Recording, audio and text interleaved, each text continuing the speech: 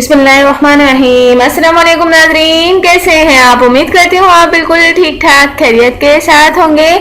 नाजरीन, आज मैं आपको गोश्त गलाने का ऐसा तरीका बताती हूँ कि आपका गोश्त जल्द से जल्द गल जाएगा।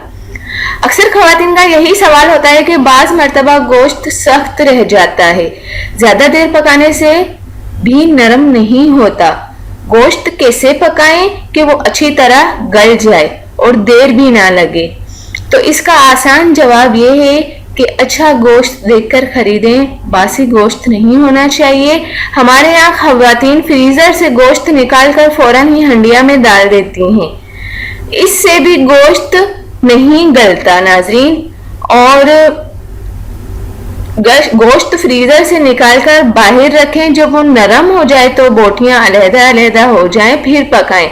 गाय का गोश्त में खवातीन पिसा हुआ पपीता मिला देती हैं और इससे भी गोश्त गल जाता है। लहसुन का मतलब जो लहसुन का डंठल धोकर डाल देती हैं, गोश्त गल जाता है और खुशबूदार पकता है।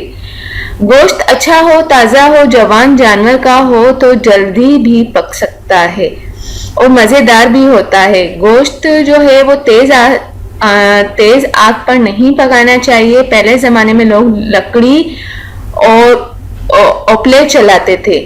मट्टी की हंडिया में हल्की आंच पर पका हुआ गोश्त जायके में बेमिसाल होता है। आजकल तो ये चीज़ें सिर्फ हमारे देहातों तक महदूद होकर रह गई हैं।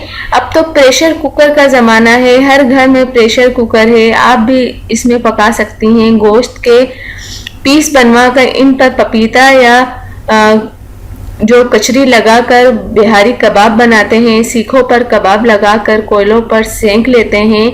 इनमें लगे मसाले का जायका ही और होता है।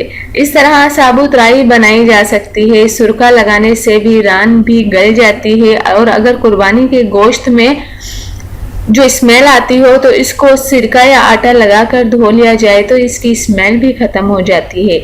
और सिरका गोश्त को गलाने में भी मदद देता है।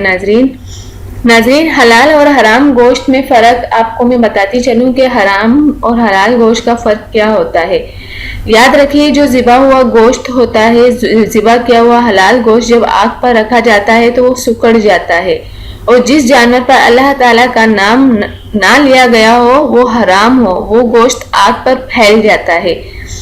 ये गोश्त कभी नहीं खाना चाहिए और इसे ज़ाया कर देना चाहिए। नाजरीन, आजकल जो पाकिस्तान में है वो लोग जो हैं हराम जानवर भी खिला देते हैं। और खैर, ज़िबा करने का तरीका तो उनका सही होता है, लेकिन वो हराम जानवर खिला देते हैं। तो नाजरीन, गोश्त को हमेशा देख सोच समझ कर आप खरीदें। और कुर्बानी के गोश्त का तो कोई मसला ही नहीं होता, वो तो हमारी आंखों के सामने लोग ज़िबा करते हैं, कसाई ज़िबा करता है। लेकिन आप जब आम दिनों में गोश्त खरीदें तो बहुत एहतियात के साथ खरीदें। उम्मीद करती हूँ कि आज आपको मेरी ये टिप्स पसंद आई होंगी। जाने से पहले सिर्फ इतना ही कहूँगी, मेरे चैनल को आप ज़रूर सब्सक्राइब कर दिया करें और मेरी वीडियोस को भी आप दूसरों तक ज़रूर शेयर कर दिया करें। Thank you. अल्लाह हाफिज़।